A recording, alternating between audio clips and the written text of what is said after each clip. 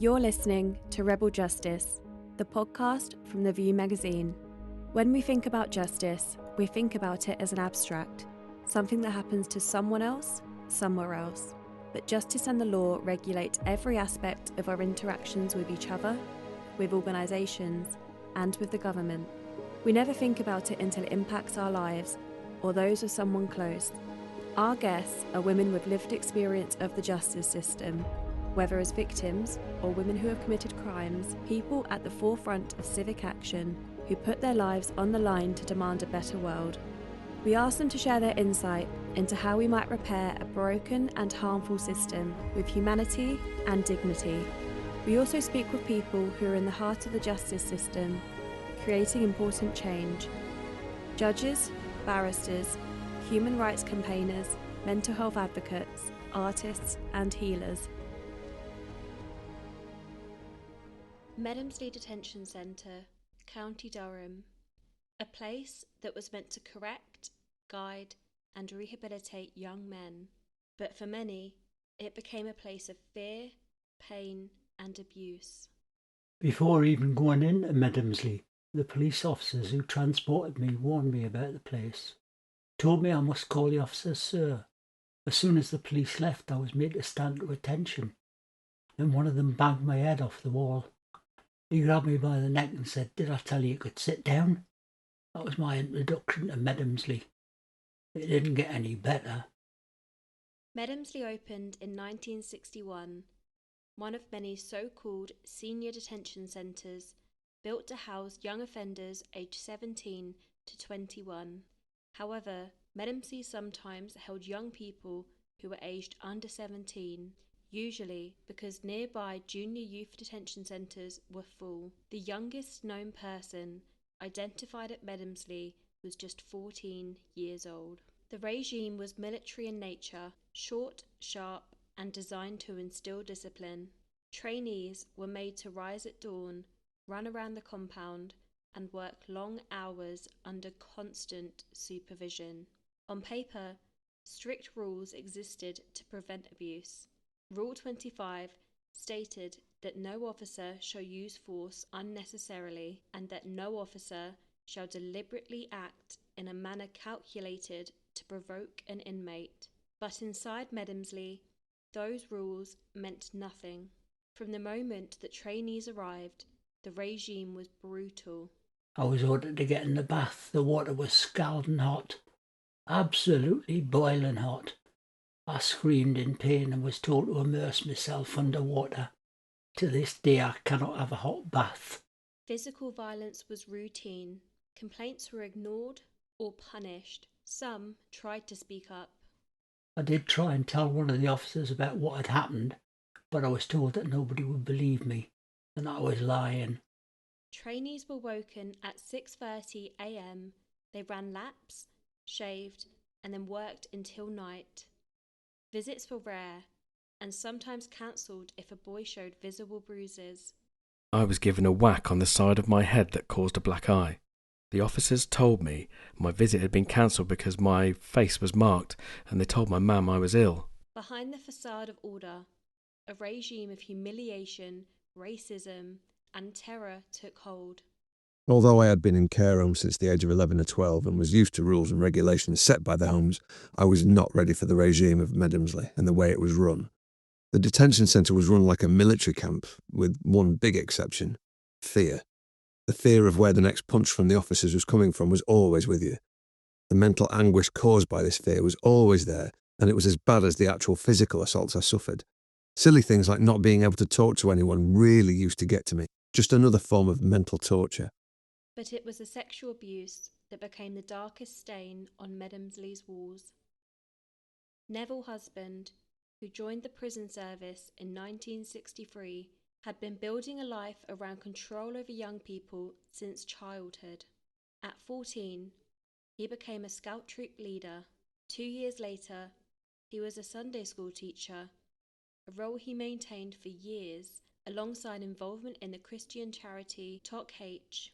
By the time he entered the prison service, he had already demonstrated a desire to command trust, authority, and influence over children. In May 1969, Neville Husband was posted to Medomsley as catering officer. He had sole control over the kitchen, a position that gave him access to trainees and the power to manipulate, groom, and abuse them.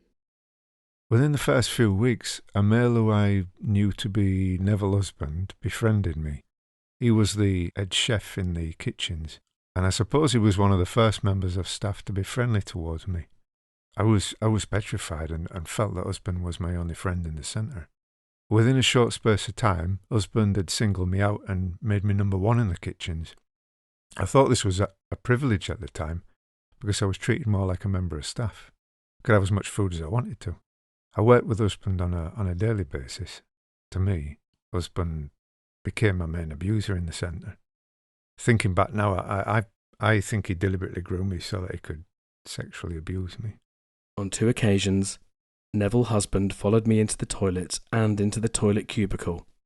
The first time he asked me to masturbate him, I did what I was told, as he threatened that I'd go down the block if I didn't do as he asked.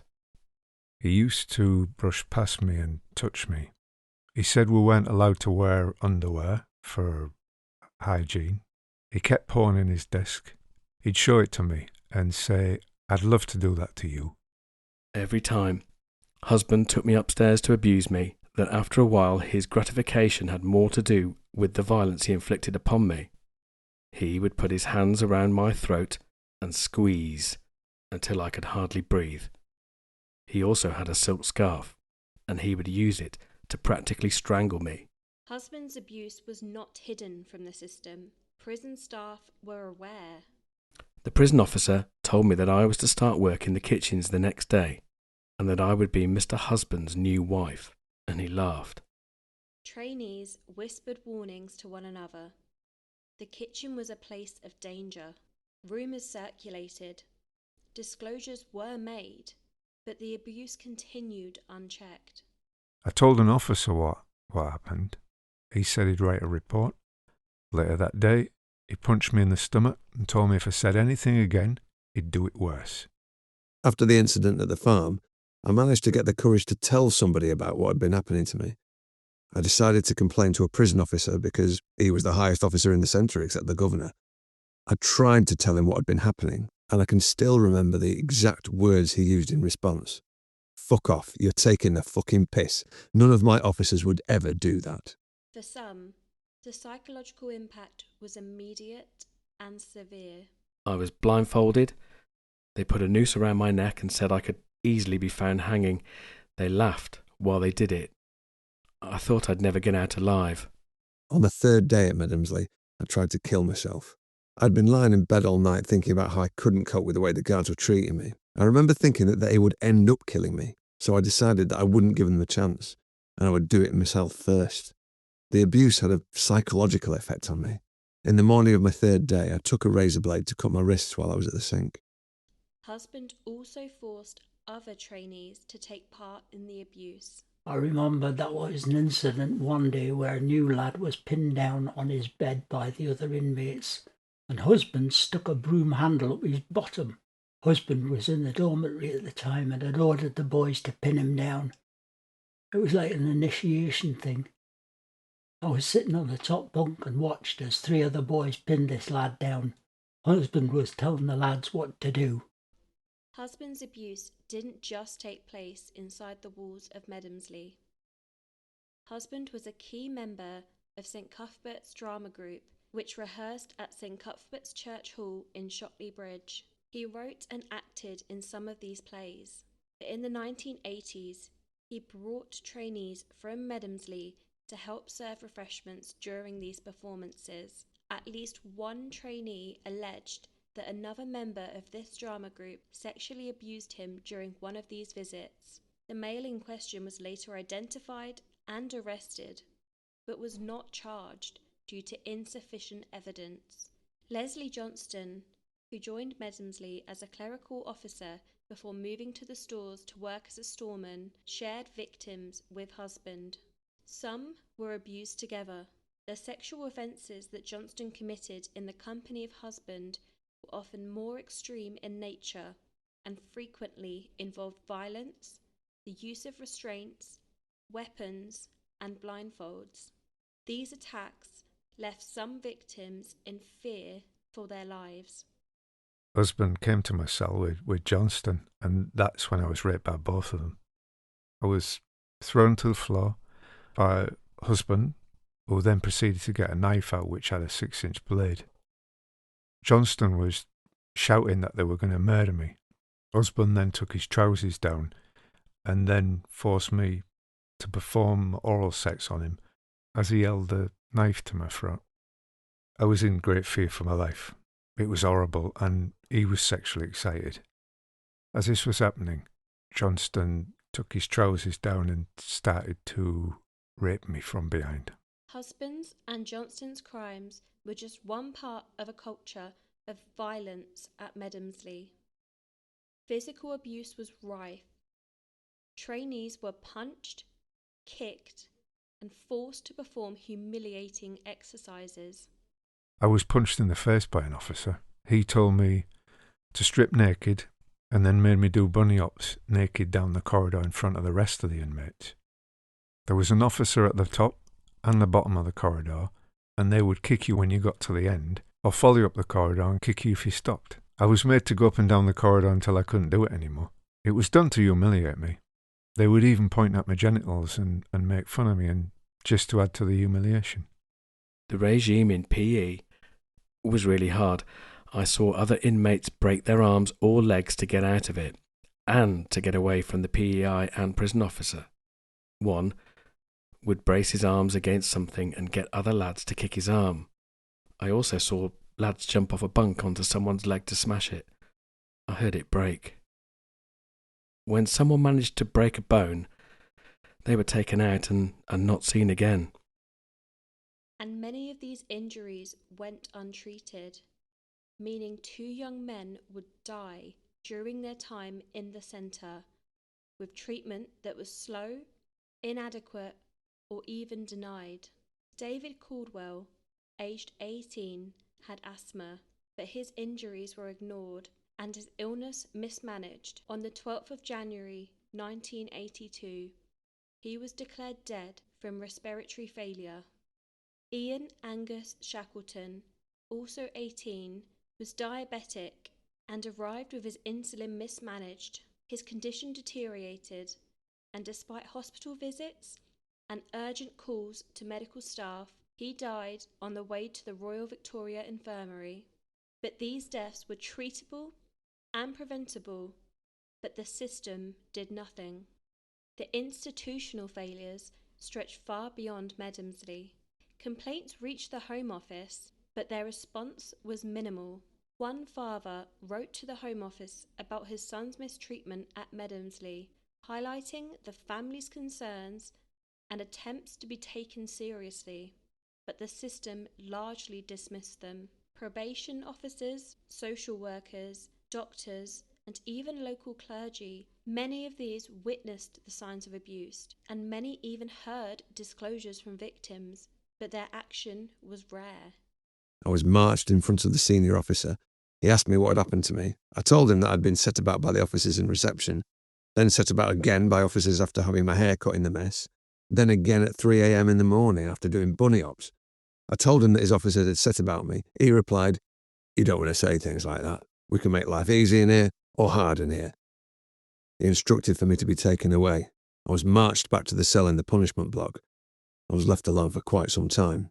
One victim described being visited by their social worker and disclosing that he was being hit by an officer and that other trainees' bones had been broken. The response from their social worker was that he could not do anything and the victim was told to keep his head down. This is the full scope of Medomsley: systemic failures, unchecked violence, repeated sexual abuse, and a culture that silenced victims. The young men who went in expecting guidance left with scars that would last them the rest of their lives. Medomsley closed in 1987, but the trauma endured for decades. After Medomsley closed in 1987, Neville Husband had long left the institution, but continued to abuse young men in other placements and even post-release.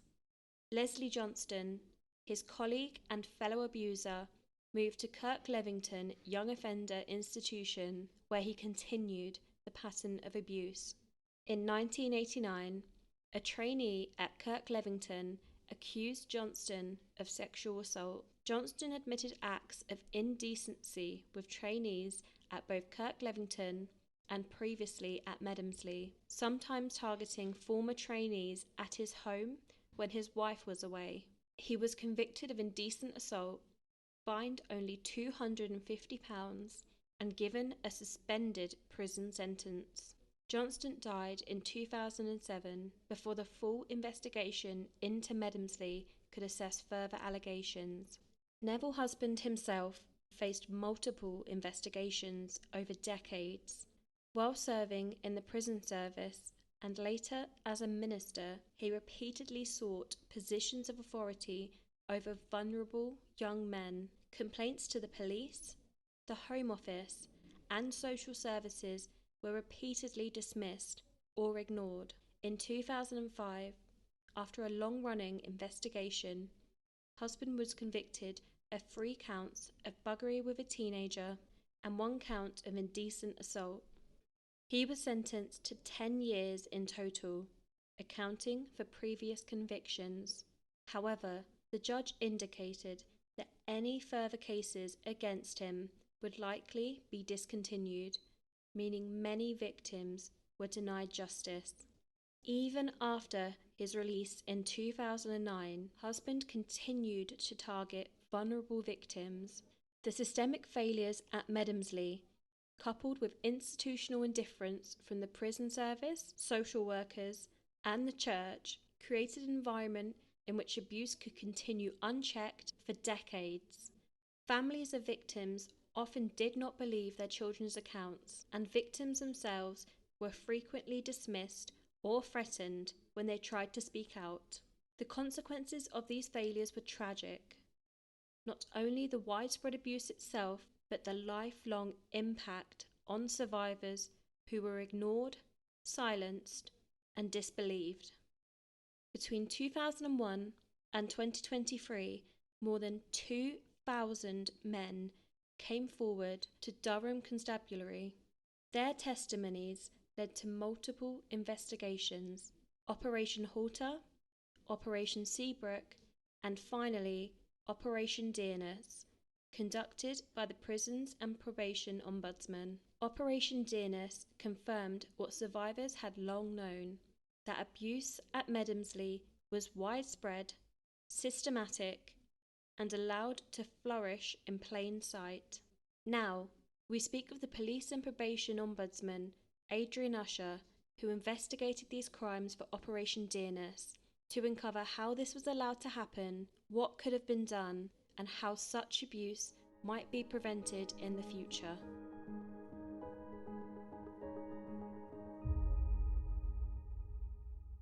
Could you explain how Operation Dearness came about and what led your office to undertake this investigation? That's actually a lot longer answer than you might imagine. Essentially, since Medomsley closed its doors in 1987, there have been a group of victims who, over time, came together when they realised that they weren't the only victims. Many of the victims at the time thought that they were the sole subject of abuse, but they learnt over time that there were a lot of them, and they came together and started to push local government, police and national government into some action. And this resulted, almost entirely due to their persistence, in some criminal inquiries that took place at the start of the century, in the 2000s. 3 separate criminal inquiries which resulted in prosecutions and some men going to jail for physical and sexual abuse of detainees at Medomsley. And then I think there was a perception of all of the victims that the criminal inquiries can be quite narrowly focused. They're focused on the guilt or innocence of the individual who's in court, but that the full story of Medomsley hadn't really been told. And there were various calls for public inquiry, or for certainly a wider inquiry than the criminal one that had taken place.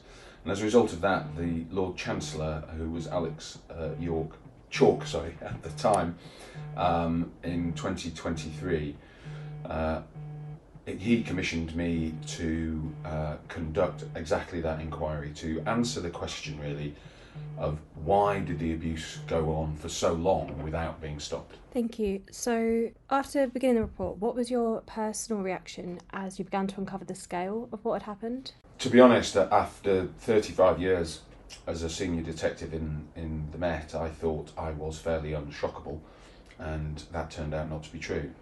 Although I had seen similar cases of sexual abuse in my career, I had not seen anything on the scale of what had happened at Medomsley, and it was genuinely something that caused sleepless nights when I first began to look at this. And I think over time that shock hasn't really diminished very much when I pause and think about what the experience of those young men were and how isolated they must have felt, how far from help, how lonely and how scared. And then it took well over 20 years in many cases for them to see any form of justice, and most of them don't believe that really full justice has been achieved. Thank you. Then talking about the victims, how did the testimonies of survivors shape the tone and direction of the investigation? Well, there have been over 2,800 victims of physical or sexual abuse identified at Medomsley, and all of those 2,800 have received some level of compensation. We were able to use their statements, the statements from the police inquiries. We examined over 7,000 documents.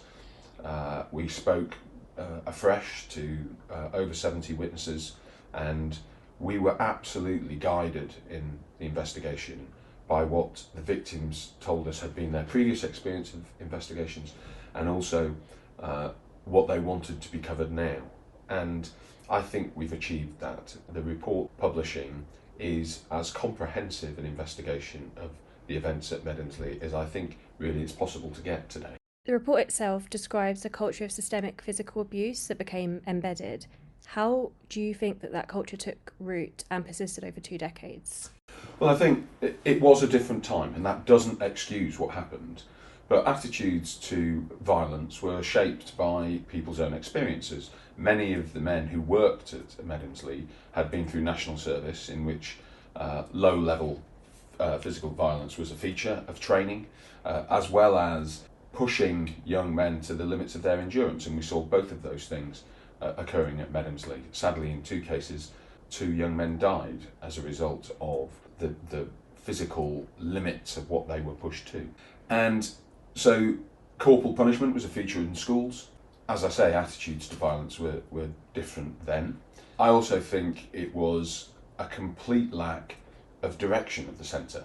The purpose of Medomsley was never really laid out. The staff filled the vacuum that occurred by just drawing on their own experiences as to what the regime should look like, and that was broadly a slightly militaristic attempt to get young men fit, to push them in the gym, and to make their lives extremely disciplined and ordered in terms of the way they conducted themselves. They marched about the centre, the way they had to make their beds, the way they had to address staff as sir. It all felt, I think, for them a very military approach. But as I say, that came out of the fact that there wasn't direction. What there was vague language around that the regime should be robust, or it should be tough, or the short, sharp shock, which is an expression that's been around since the Borstals were set up, and certainly since the 30s. And the staff were left in no doubt that the detainees were not meant to enjoy this. It was meant to be an experience that drove them to never want to return.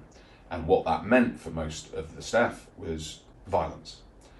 Most detainees talked about being greeted on as they arrived at the centre by being punched for not addressing the staff as sir on arrival. And that carried on throughout their experience, particularly in the early days. And I think one of the bits of evidence that I find really compelling is that most detainees talked about the fact that the violence was at its worst at the beginning, of their stay, and most of these young men were sentenced to either 3 or 6 month detention orders, and the violence tended to tail off over time. And I think that's indicative of the staff having the belief that it was working, that if you treated the detainees roughly at the beginning, that they did buy into the regime and that their behaviour improved, and therefore you hit them less as time went on. And of course, if they did believe that, then it just embeds that low-level violence into the fabric of the centre and perpetuates it. Your report highlights that leaders at every level either knew or were complicit or failed to ask questions, including the prison service, the police, the Home Office. What does that say about accountability and professional standards at that time? I think the governance and oversight, the checks and balances that were in place for Medomsley, and there were some, but they were all entirely ineffective. So leadership failures were right across the board, right up to the warden, and indeed the oversight board that was meant to keep the warden in check. The visits by those external, whether it was the regional director or whether it was the other governance and oversight that was in place, were more like social occasions, with having tea with the warden rather than scrutinising what was going on. So that failed. The leadership within the centre failed because the violence was so widespread that, you know, if you couldn't see it or weren't professionally curious enough to discover it, then really you weren't competent to do your job. Those young men relied entirely for every aspect of their lives and their welfare on the staff there. And the physical abuse was so, as I say, so prevalent that staff did know about it and didn't do anything about it. That doesn't mean that they all took part in it, but I think it clearly demonstrates that there were opportunities for them to step in. And over 28 years, there were only, I think, 2 occasions in which members of staff raised concerns. And that means that over those 28 years, staff's value system wasn't pushed beyond what they were comfortable with. And that's, as I say, partly because times were different and attitudes to violence were different. But also, I think it shows that attitudes to offending and offenders was very different. These were viewed as bad lads who had done something wrong and needed some discipline and robust staff behaviour, which was translated as violence. And so the leadership had every opportunity to step in. And I believe that one of the key aspects of leadership is to set the standard that you expect from your staff and then be proactive about ensuring that it's met. Well, none of the wardens did that. As far as we could see, not a single warden formed any relationship with a detainee of sufficient trust that would have allowed them to tell them what was going on, both in terms of the physical violence and the horrors that were taking place in the kitchen. Were there moments during investigation where you could see intervention that were missed, whether people inside or outside of the prison? Absolutely. Detainees having been released, some reported to the local police at Concert Police Station, some told their probation officers, some told family members, who then went on to tell police and other bodies.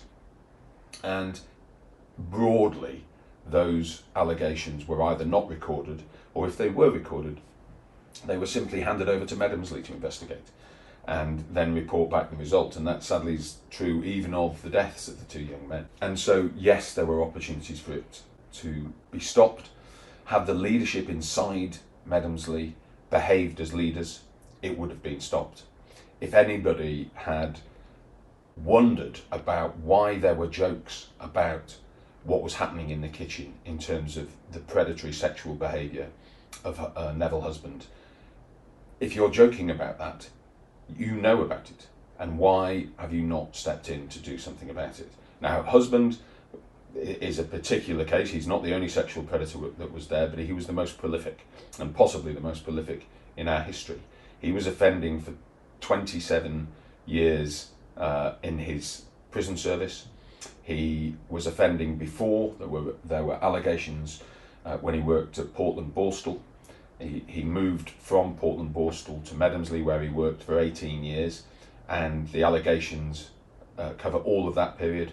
And then subsequently, when he worked at Deerbolt and Franklin, there were further allegations during his charity work with the church and also with his amateur dramatic activity. Sexual offenders are normally constrained by a number of factors. One is the availability of victims, and in this case, the state was providing him with victims. Secondly, they're constrained by the fear of being caught. Well, it's apparent to Husband over time that that was not going to happen, and that he, in fact, for the entire time was employed by the prison service, he wasn't caught. And then the third factor is the desire and libido of the individual in question. And in Husband's case, we know that there were days in which he was raping 2 or 3 young men a day. He had a voracious sexual appetite. That combination of the lack of constraints that he experienced meant that he was an absolutely prolific offender. Now, he eventually did go to prison. I don't think any of the victims feel that his sentence reflected the severity of what he had done. And he died at liberty, which is, I know, something else that the victims feel that they wish he had died in prison. His experience of being able to offend at that level for that long, that really drove us as investigators and the investigative team to be motivated to uncover absolutely everything they could to ensure that we can make sensible suggestions to government about how you prevent this happening again, but also you tell the true story of the victims who for so long were not believed and for so long weren't listened to. Thank you. So many of the victims have carried this trauma for decades. From what you've heard, what has the long-term impact been on their lives and their sense of justice? For some of the victims, it's been absolutely catastrophic. I know of victims whose mental health has been permanently damaged to such an extent that they are agoraphobic, they find it difficult to leave their flat in one case, very, very difficult to hold down a job, absolutely no ability to form relationships of either friendship or intimacy with anybody, and have spent their lives alone because of that. Now, some men have sought help, gained help, and have been able to make improvements in their lives, but for most of these victims, there are memories they cannot erase, and the consequences of that have been really tragic for those men. So one of your key considerations asked why there isn't an independent body that proactively asks children about their custodial experiences. Why is that gap so critical to close? My experience of the last 40 years in public service is that in all public service delivery where there is an imbalance of power, so if you look at the police, who have to an extent power over the public in some circumstances, if you look at the prison service, certainly you have power over inmates, but even in the NHS, doctors and nurses have in certain circumstances power over the public. In all of those organisations, it's very common to find sometimes really quite good plans in place for when abuse or misconduct is uncovered. What's often lacking, though, is proactivity. Those organisations should have always, in my belief, a proactive capability, because if you go looking for this, you will find it. It exists and continues to exist, not on the scale or the longevity of what happened at Medomsley, but we see stories still in the prison service of the sexual abuse of minors or indeed of adults. We've seen it in the police, we've seen it in the NHS. So because we know it's there, you have to go looking for it. Now, somebody sitting down in the right way with the right training and speaking to young people, creating the right environment, it's not foolproof. There will be times when the young people don't feel confident enough to say anything, but it's a step, and it's a step I think the prison service should take. There are only around 400 young people in prison these days, but that often means that 400 are the most vulnerable, the most challenging, the most, in some senses, difficult to communicate with, to get through to. But there are only 400. A single member of staff, that means working 200 days a year, could speak to, for half a day, one person and try and get them to form a connection in which they might report if something is wrong in the custody experience that they're having, and they, I think, certainly should be asked. Thank you. But on that, you note that the complaint process for children in custody remains largely unchanged since Medomsley's time. What are the implications of that, and what do you think needs to change? Well, in most young offenders institutions, the complaints form they fill in is exactly the same as the adults form. Now, some young offenders institutions have taken steps to improve that, but it's, I don't think, anywhere near where it should be. Children are different. They have different literacy skills. They have different ways of understanding what a complaints process would be to an adult. And so you need to tailor it. It needs to be, in the simplest terms, child-friendly. It's also the case that we know that young people who are abused or assaulted are most likely to tell somebody they know, so a family member or somebody who cares for them. And yet it remains the case that family members can't make complaints on their behalf. Now, you can't, I think, simply say that all family members could make complaints on every subject, because I think that would overwhelm possibly the prison complaint system. But I think you could describe a quite high bar of where, if a family member is made aware of certain types of abuse or offence, that they can complain direct to the prison, as well, of course, as telling the police. How confident are you that something like Medomsley couldn't happen again today? I think that, His Majesty's Inspector of Prisons is in a very different place to the old governance that was in place in the 60s and 70s. My honest held belief is that I don't think it would go on for as long as it did without being uncovered. I think people's attitudes to violence have certainly changed, people's attitudes to homosexuality, but also I think there is a very different attitude today towards authority.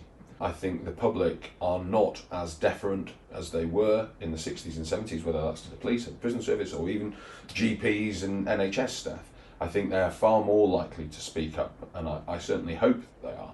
But having said all of that, and there are lots of positives, and I think the government is going to announce further measures that they plan on taking in this area. But, as I said earlier, I think you have to be ever vigilant, ever proactive, and go looking for it, because sadly it will be there. You've been listening to Rebel Justice. If you'd like to support our work and receive 4 digital editions and 1 print issue a year, subscribe to The View for just £20. Make sure to follow us on our social media. We're on Instagram at @the_view_magazines, and you can also find us on LinkedIn, X and TikTok.